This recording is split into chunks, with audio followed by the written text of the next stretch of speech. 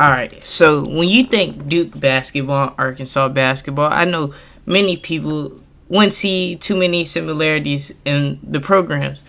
Duke is a basketball powerhouse that just had the greatest college basketball coach of all time retire.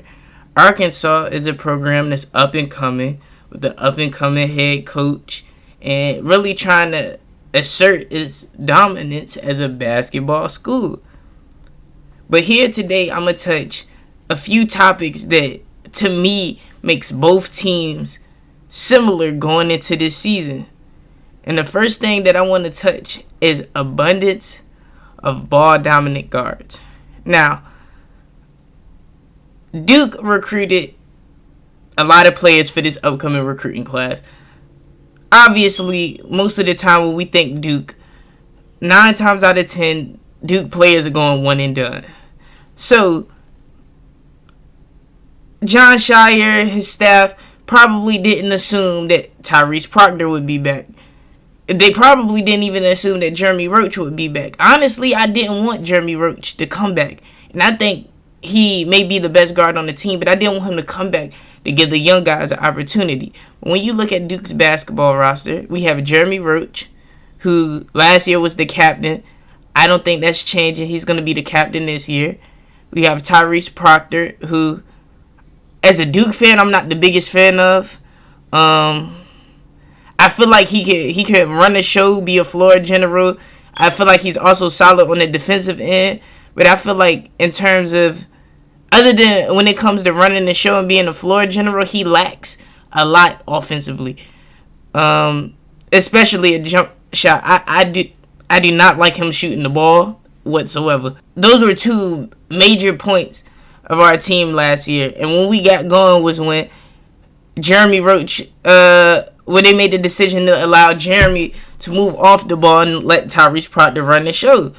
So, what Duke expected them, at least from my perspective, I felt like Duke expected them to be going, or at least one of them to be going, which would allow Jared McCain, Caleb Foster, one of them to come in, have a starting spot, the other come off a bench and make an impact. Now, I think both of those players have one and done talent. I think Jared McCain and Caleb Foster both have the talent to go one and done. The problem is that I feel like Duke has now is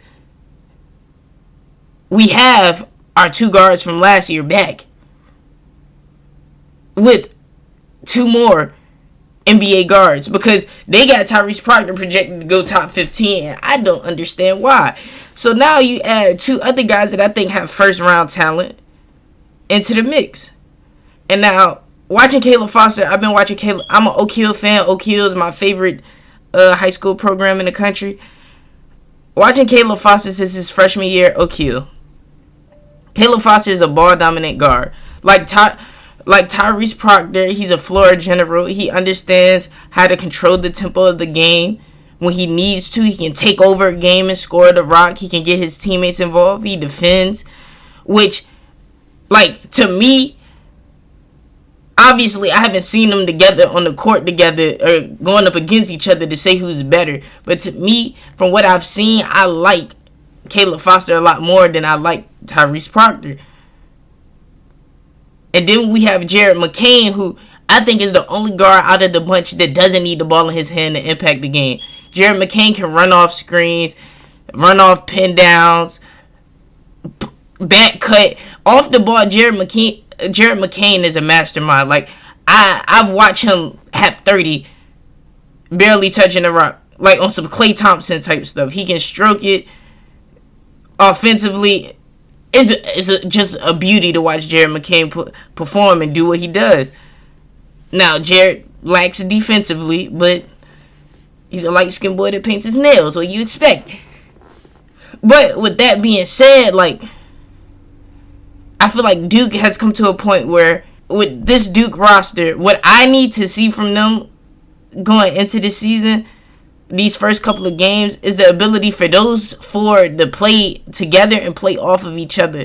Because I feel like Duke is going to have a major problem if those 4 cannot play together and play off of each other. Because we have too many talented guards, and I feel like we don't have enough ball to go around.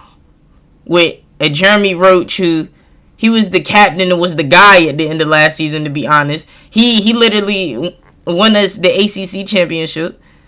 Then you got Tyrese Proctor, who, if he don't think he the guy, I think he was crazy. He did highest projected draft pick on this year's roster, which is crazy because we got ACC Freshman of the Year Kyle Filipowski coming back, which I also want to touch on, and he has to touch the ball. Then you add two guards in the mix with first round talent, in my opinion, and Caleb Foster and Jared McCain. It's like, do we have Mark Mitchell's also back? Like, do we have enough ball to satisfy all of these guys? And then you go look at Arkansas. Boom. Arkansas did their thing in the transfer portal. I ain't gonna lie. There's not a single team that I think went out in the transfer portal and really rebuilt their roster the way Arkansas did. But here's the problem. When you look at Arkansas's roster, it's basically all guards. Literally all guards. All ball dominant guards at that. All scoring guards. Khalif Battle. L. Ellis, who literally last year at Louisville, all he did was score the ball. All he did. That was his role. Get in the game. Well, he started the game. But get on the court and score the ball. That was his role at Louisville.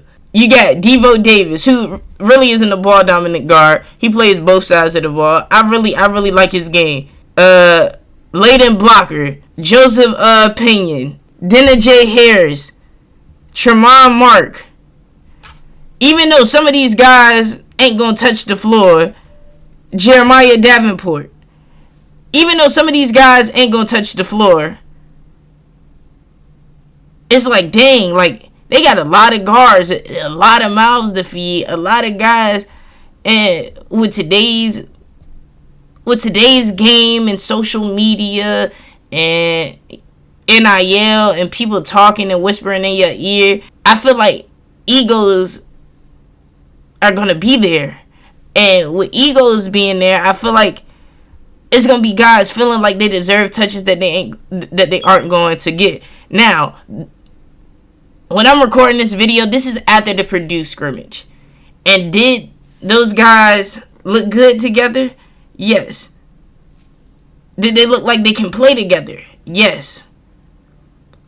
But I want to see how that goes throughout the course of a season when you have a guy that may have transferred from a school. He was averaging 10, 15 points a game, and now he's averaging 5. How does that affect him over the course of a season? Where he's like, dang, I shouldn't even came here. Like, they wasted my time. Does his attitude, does his ego affect the locker room? Does that affect the way that everybody else on the team is playing? I feel like that can be a big problem for Arkansas going forward. Now, with both teams, like I said, both teams having a plethora of ball-dominant guards. Not to mention, hold on, backtrack real quick. Not to mention, Keon Minifield, who I was a big fan of last year, freshman guard, transfer from Washington, is redshirting for Arkansas this year. Imagine if Keon Minifield was playing. But let me progress. I feel like another problem that both teams have with their ball dominant guards, and I touched on it a little bit with Duke, is they have two dynamic sophomore bigs. Arkansas's being Trayvon Brazile, and Duke's obviously being Kyle Filipowski. And Trayvon Brazile last year, before his injury, was a projected first round pick.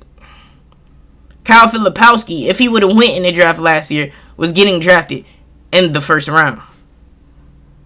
So, with Duke, with these two new faces and two returning faces, are you going to be able to satisfy the needs of your star guy in order, while also satisfying the young guys and winning ball games?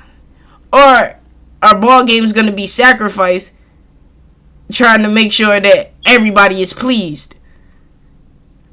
Same way with Arkansas. are the guys that came in to transfer in, are they going to be able to sacrifice their numbers, sacrifice their touches, so that you can allow your star player to really impact the games in a way that they want to impact the game and help you win games. I feel like for both teams, if players can keep their ego in check, if players can keep their feelings, how they feel on the inside in check throughout the course of the season, both teams will be really good. Because I don't care what anybody says, when it comes to college basketball, the most important thing is to have a solid big man and a solid guard. You have a solid big and a solid point guard that's leading your team, I feel like you'll be straight. Both teams have that. Whether for Duke is Jay Roach, Proctor, Caleb Foster, Jared McCain, they got it. Well, Arkansas has it, especially with L. Ellis. I really like L. Ellis's game. So, will these coaches, especially with Jon Scheyer being a young coach, will they be able to get these players to buy in, to sacrifice individual stats, individual accolades, individual success in order to have team success? Another issue I think that both programs have is, we talked about two dominant bigs in Trayvon Brazile and Cal Filipowski. But the problem is neither team has another proven big. At least in my opinion. Looking at Duke's roster, other than Cal Filipowski, we have Ryan Young, who I feel like Ryan Young is a solid low post guy. But at the same time, on the defensive end, I feel like Ryan Young is a liability. Same way with Cal Filipowski. Cal Filipowski, even though he's as good as he is, he's a liability on the defensive end. Now, Christian Reeves. I've been in tune with Christian Reeves since his senior year of high school. Christian Reeves can really hoop. I've been in tune with Christian Reeves since his senior year of high school. Christian Reeves is a ball of potential. That's what he is. He's a ball of potential. He's literally... I gave him this nickname last year watching the scrimmages and stuff. He's literally a baby Derek Lively. Like, I feel like they have similar skill sets. Derek Lively was just along further in his development than Christian Reeves was.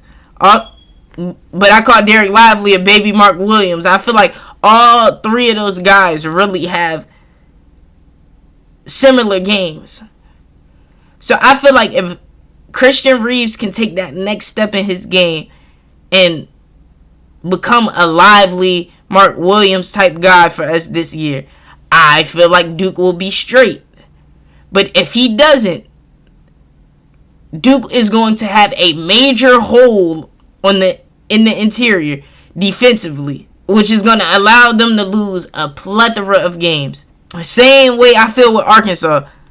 Now, Makai Mitchell, he played well defensively last year. I'll give him that.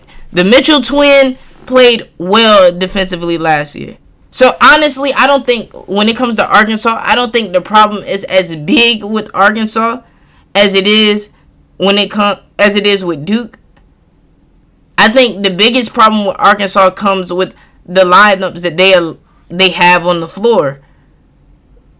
Because are you gonna, especially you got a 5-star, 4-star big man coming in and Bay Fall. Does Bay Fall see the court? Now, obviously, most years that's obvious, yes. But as we've seen last year, your high school accolades don't mean you playing. Lively didn't even start half the games at Duke last year. He was the number one player in the country. With all the guards they have, do they go 3 guards, 2 bigs? And if they do, what 2 bigs do they have on the floor to allow floor spacing? Brazile can step out and shoot it, but the Mitchell twin can't. Bay Fall, I really think Bay Fall lacks a lot offensively.